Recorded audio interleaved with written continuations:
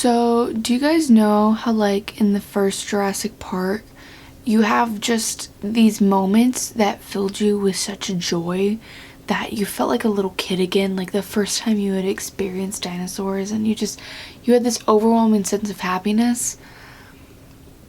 Well, Jurassic World Dominion gave me, like, that opposite feeling. Okay, that's kind of a lie because the last 40 minutes actually made me so happy that I got tricked into thinking this was a good movie. So I just got back from seeing Jurassic World Dominion. It is opening night, and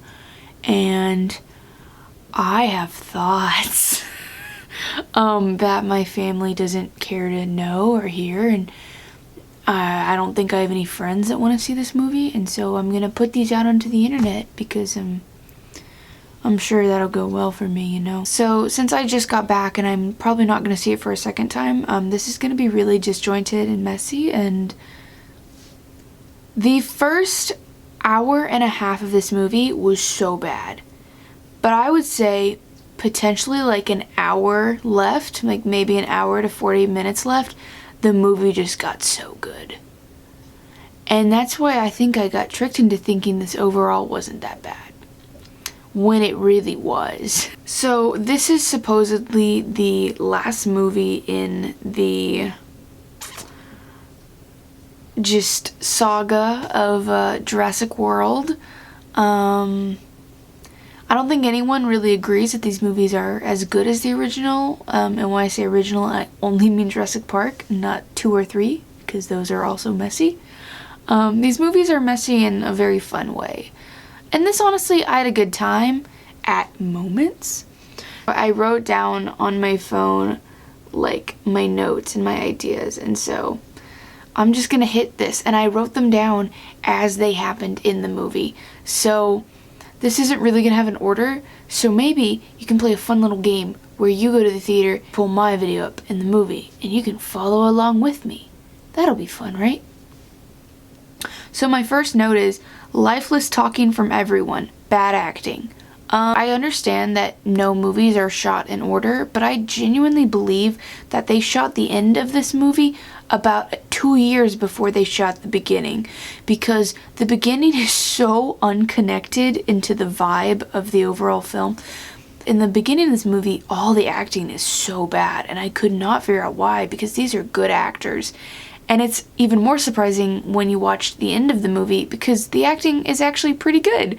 So maybe they just took an extra long water break that day and no one wanted to come back to set. I'm not gonna say that. I just wrote no heart. The first hour and a half you just spend in like 30 different locations with 30 different characters with 30 different subplots, and none of them are connected in any way, and it's very disjointed and very frustrating to watch. And at first, when I thought all the acting was bad and I didn't like the story, it was really apparent that it felt very lifeless. Honestly, I don't think the movie has that much of a heart, but it definitely grows to more sizes to the end, if you want to pull a Jim Carrey reference. I just wrote, everyone had to prove how smart they were. I don't know what I was referring to, but there are multiple moments in this movie where I think it could have been like a fun little joke, but then someone had to make a side comment, like, oh, I think I know what this was referring to. So they meet, I have to pull up a character list. Jurassic Park characters. I did no preparation for this. So, of course, Alan Grant and Ellie come back, and so does Ian Malcolm, but Ian and Ellie are really the kind of, they have their own sub-quest, and instantly, as soon as they introduced Ellie and Ian back together, they made a comment. Ellie goes, oh, me and my husband are divorced now.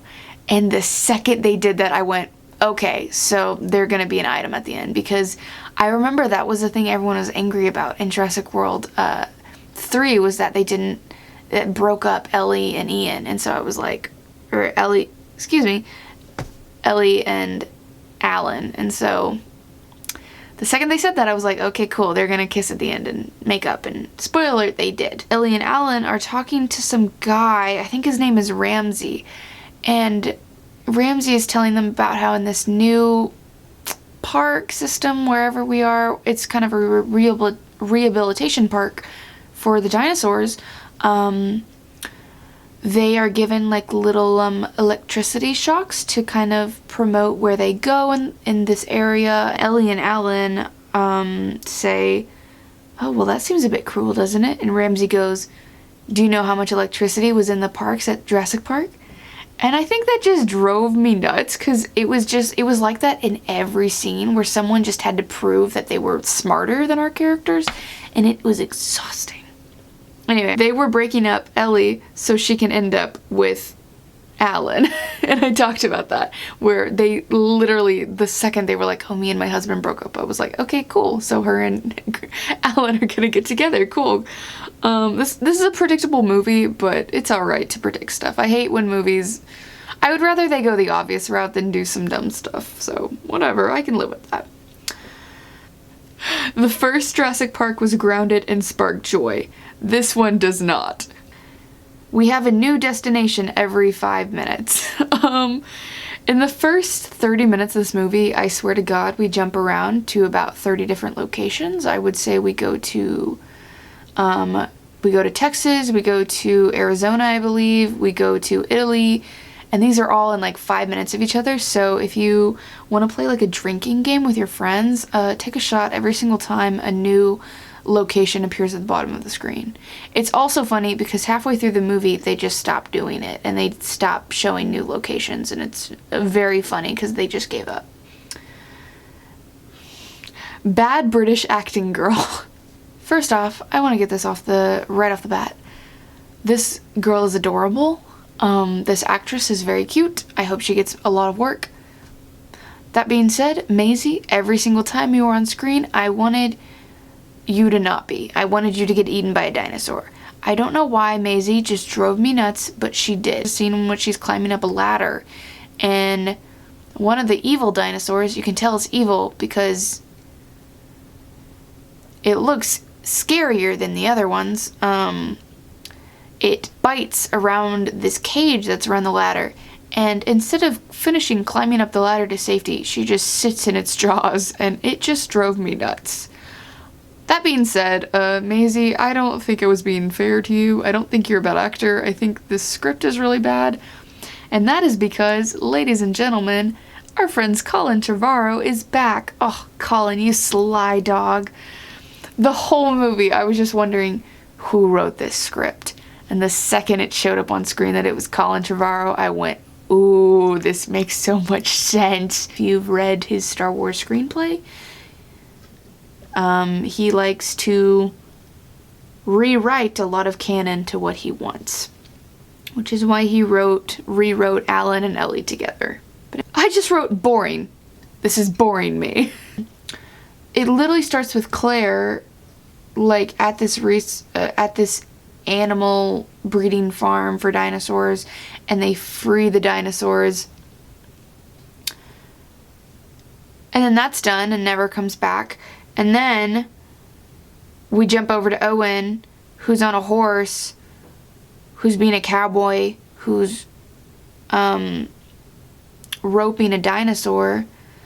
And then we jump to the new evil white man villain of the movie. And then we jump to Ellie, and then on a farm in Texas. And then we jump to Alan on a dig where millennials are on their phones. And ooh, isn't that annoying?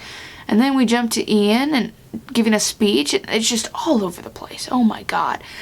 And when I say there's too many subplots, I think there was 30 villains. Okay, so villains. We have Locust. Yes, the insect Locust. We have White Man Villain, who I don't care.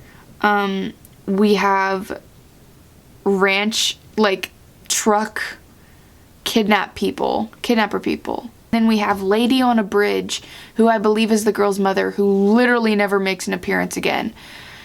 Then we have evil back like dark market dinosaur traders, and then we have woman from The Incredibles that never comes back again. We have literally like 8 villains and one of them is beat. Unless you want to count all the dinosaur villains, which everyone got when the gang eventually split up. So in total, probably about 18 villains. But yay, we beat the locusts. You know, we saved the day. And the first whole half of this movie is just so many different side quests, and it bored the hell out of me because none of them were connected and they were so messy. Owen and Claire are already very uninteresting characters. And so when you throw them into any scene or subplot with Maisie, who just drove me nuts, I was checked out. Which is unfortunate because the entire driving plot point of this movie, I don't get why Maisie is here, because we also have Blue, and Blue and Maisie are essentially the same character. Blue has a child in this movie, and Blue's child, this velociraptor baby, and this human British girl are the exact same character. Pick one movie, and pick the right one, which is the dinosaur, because this is a dinosaur movie, not a British person movie. Jeff Goldblum acting like he's in a commercial. So Jeff Goldblum was introduced when he's giving this speech to a room full of like teenagers or something. And Jeff Goldblum literally delivers his lines in this scene like he's at another commercial shoot for apartment.com. It's hilariously bad. They dressed up Ian, Alan, and Ellie exactly like they did in the first movie. They are the exact same outfits they wore in the original, except the colors are slightly different. I think Ellie is wearing like a tan shirt instead of a pink one. But I love Ian because they literally just threw Jeff Goldblum in a black button top and called it a day. They said, we know what y'all are here for. It's like unnecessary tension and drama between the original gang. Like there was a scene where Alan was kind of like just baited to talk to this barista while Ian and Ellie like gossiped about the company. And I'm actually really glad because that doesn't continue for the rest of the movie. I was really worried it would because I wrote it down as a plot point.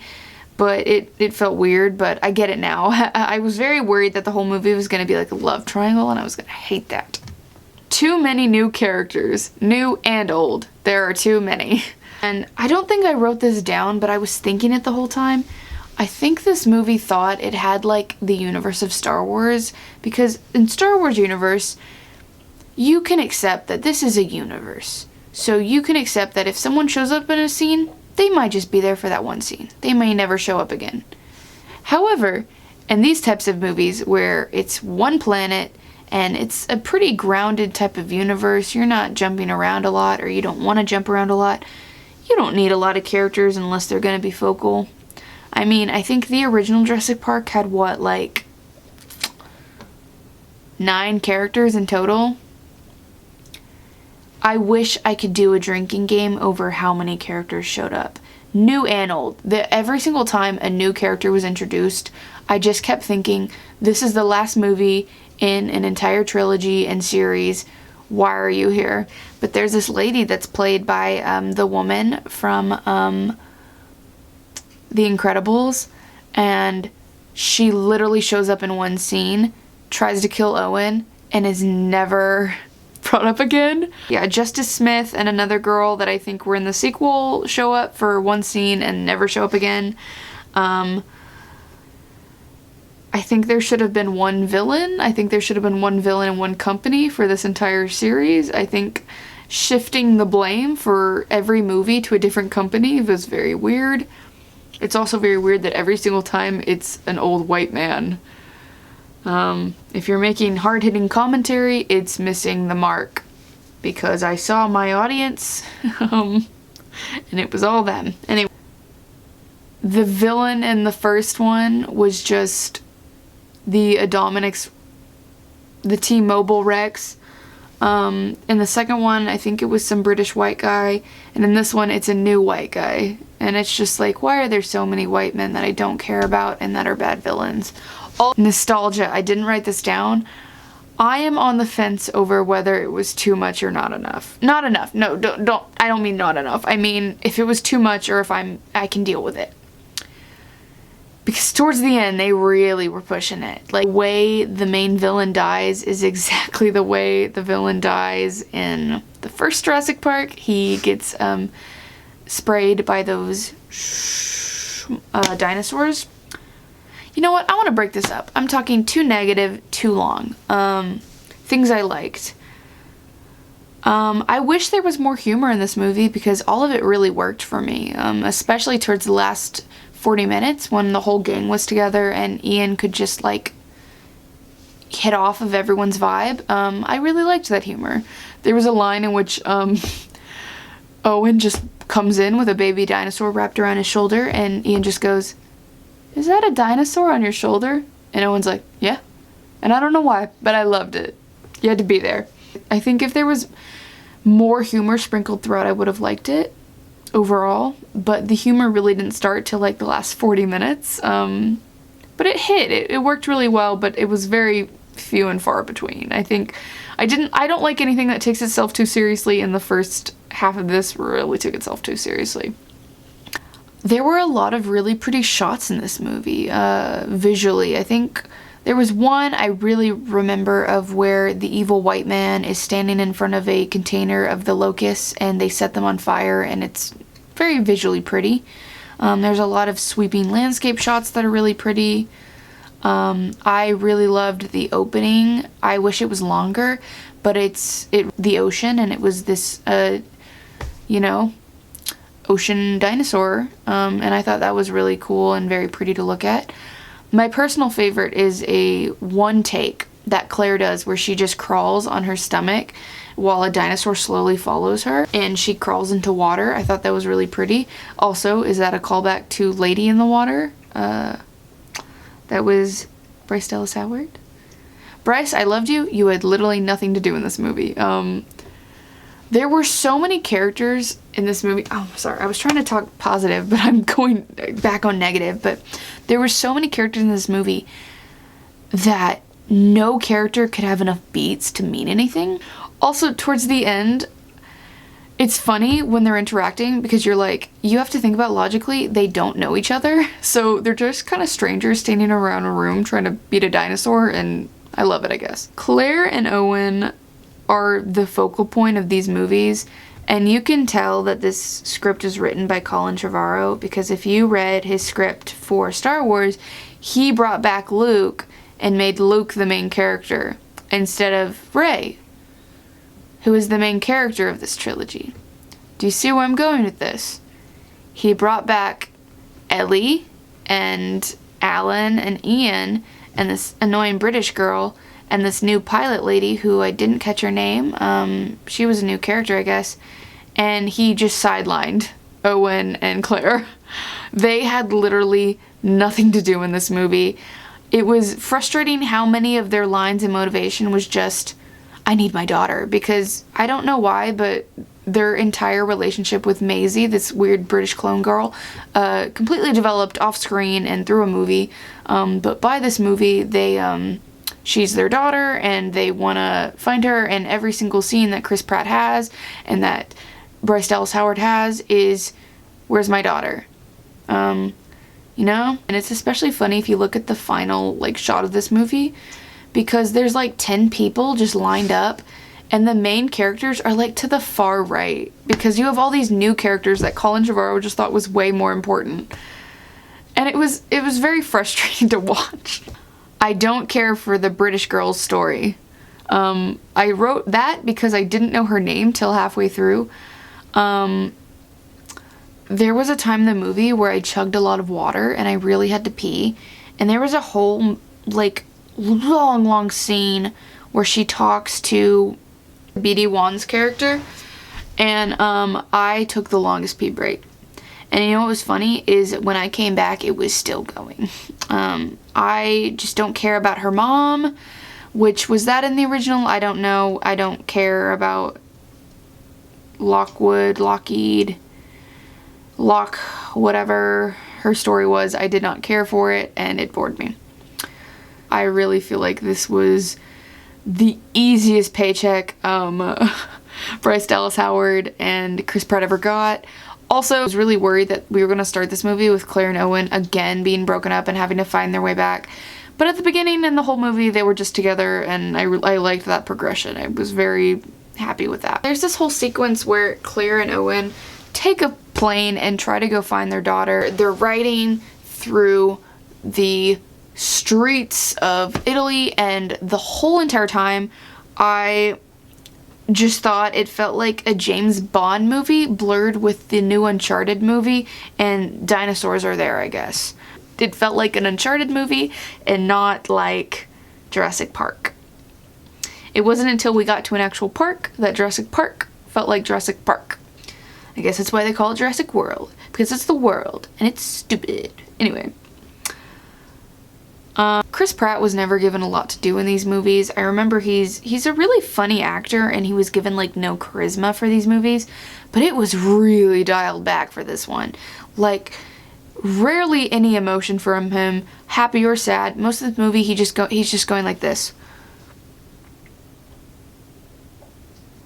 They split him and Claire up very early on, and he was paired with the pilot lady.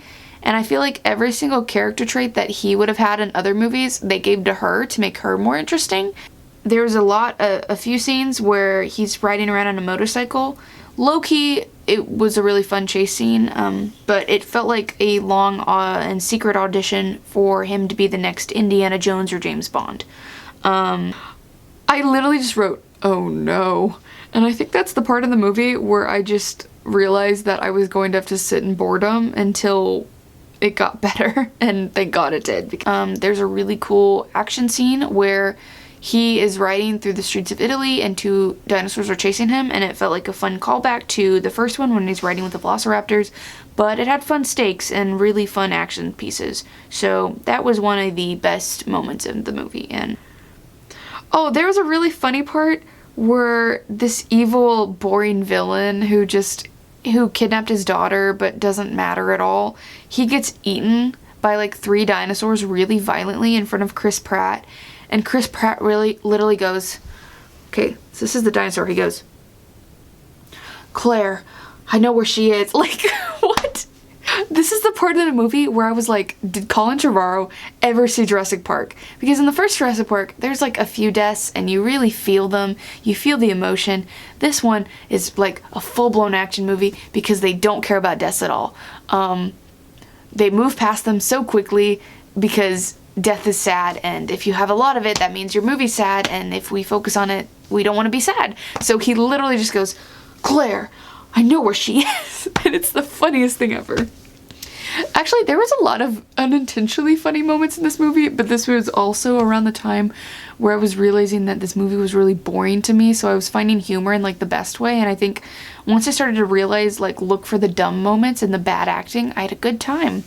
There's a part in which they are having like a really tense chase scene on a motorbike, and 2 dinosaurs, like T-Rex style dinosaurs, just pop up in the middle of Italy and like eat a man, and it literally made me laugh so hard because it's a man, he's just dying, and the movie does not care. It's just like, let's follow Chris Pratt having fun. And I was like, okay.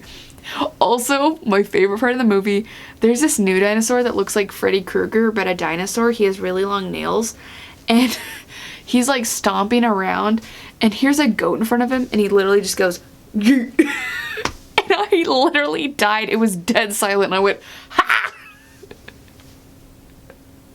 It literally killed me. I'd go and watch the movie again just for that scene, because the way he just, yeet. I said this movie is made for trailers, not a story. I stick by that. A lot of scenes in this movie felt very weird. They were lucky there was no traffic that day. Yeah, so there's a scene in which Pilot Lady drives around Claire in a car, and they're being chased by a dinosaur. And then also, there's a scene in which Owen is also being chased by dinosaurs on a motorcycle, no, they never meet up and have like a three-way dinosaur fight because Colin Trevorrow can't write scripts. Because that would be just super fun. While they're driving through the tiny streets of Italy, they have to go really fast because they're being chased by really fast dinosaurs and there's no traffic, and they got very lucky. I wrote, I guess we only got Ian for a lunch break. He did not show up until the very end, so I guess he was busy filming apartment.com ads. Oh, this thing drove me nuts. Okay, so there's this new character named Ramsey. He pretty much just works for this evil corporation that's in this rehabilitation park. First half of his introduction, for like 20 minutes, you just think he's like a tour guide. And then just out of the blue, he's like, no, I'm in on it. I know that this corporation is evil and I'm here to help you. And then they're like, oh, so Ian told you about this evil corporation. And Ramsey goes, no, I told him. And I don't know why that drove me nuts, but I wrote, oh, so cool. A character we don't know or have any emotional connection to uncovered a big thing instead of a character we have an emotional connection to and has significance in the story. That was the thing, is they gave so many cool moments to all these new characters, and so all of our old characters that we actually have like a story with and growth with and emotional connection to had nothing to do, and it was very Colin Trevorrow. I like this note. Yay, everyone gets a monster to go run from. So halfway through this movie, once all of our characters individually meet up at this rehabilitation park for the third final showdown, everyone splits up again. Ellie, Alan, and this annoying British girl go off into these caves. I don't even know why they're in there. Oh, they're trying to escape with samples. I don't know. The samples also don't matter because the corporation has shown that they're evil anyway. The whole reason Ellie and Alan go to this rehabilitation center and are back in the story is because the locusts are eating all these crops, and Ellie got a call from Ian saying they're evil and they need to go prove they're evil. And when Alan, Ellie, and this little British girl are in the caves, then they get their own monsters, and those were low-key fun because, and I think it actually was one of the few times that it was animatronics. If you were wondering, most of this movie is CGI, and you can see it in extreme scenes, especially with Blue. Blue was very weird because she never looked good the whole movie. A lot of the dinosaurs look really, really good. Blue, I don't know if it was the lighting or her colors or to show she was older, but she did not look good. There's also a scene in which Chris Pratt is he's being a cowboy and roping these dinosaurs, and he's riding a horse, and I'm pretty sure the horse was CGI too, and I'm just questioning because I'm like, could he not ride a horse? So, when Pilot Lady, Claire, and Owen are on this plane, they get attacked by a dinosaur, and they fall out of the sky. Claire ejects from the plane and has a little fight with some dinosaurs, and then lands in the middle of the forest. And then she has her own little escape from the dinosaur moment with Freddy Krueger dinosaur. And then, whenever Pilot Lady and Owen land and survive a plane crash, then they fight this feathered dinosaur. And then they escape and they're fine. And then, do you get what I'm saying? Is every single person just had a beat where they were like, okay, it's dinosaur time. And I get it, but it also was so boring to watch after the second time because I was like, okay, everyone gets a monster, but it was fine. I'm over the villainization of dinosaurs. They're just animals. Since Claire got nothing to do in the story, she got a lot of moments where she had to be scared from dinosaurs because they really wanted to show Dallas Bryce Howard, Bryce Dallas Howard's scared face. So she's being like cornered by the scary paralyzation dinosaurs. Sorry, I was into Egyptian stuff as a kid, not dinosaurs, so I don't know their names. But she's being cornered and she's like gonna die and she doesn't fight it because we need a savior moment. And Chris Pratt, they just kind of disappeared for a moment, and so you're like, okay, she's gonna die, whatever. And then Chris Pratt appears out of nowhere and picks up this dinosaur by the neck like a cat. And then Pilot Lady tases it and it runs off.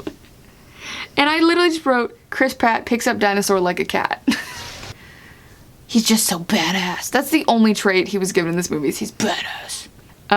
This is at the point in the movie where it started getting good, so I stopped, like, writing every single thing down because I actually started to like it. Oh, I stopped writing it because at this point, everyone is at the rehabilitation center and everyone's starting to come together. So I liked it because, you know, like, it's friends and characters that we know and love interacting with each other and continuing the story together so they can build off of each other. That's the stuff I love. But anyway, I wrote, everyone is hanging out right now, but no one really knows each other on a personal level. What you'll notice in this movie is every single time a character interacts, I think Colin Trevorrow just kind of noticed that he was like, oh, these characters don't know each other, but I don't want them to have to meet. So every single time a new character meets, they go, oh, you're blah, blah, blah. I read your book. I know you. Oh, you're Owen? Grady, whatever your name is, because I don't care. Oh, you train raptors. I know about you. And it happens every single time. And then at the end, they're all chummy. And I'm like, you don't know each other. You just have read each other's books. Shout out. That's me and Stephen King if we ever meet. Stephen, can't wait to meet you because I've read your books. We're going to be great friends by this movie's standards. First hour and a half was horrible. End 40 minutes were amazing. Once the gang got together in one location, I had a good time. Thought it ended really well.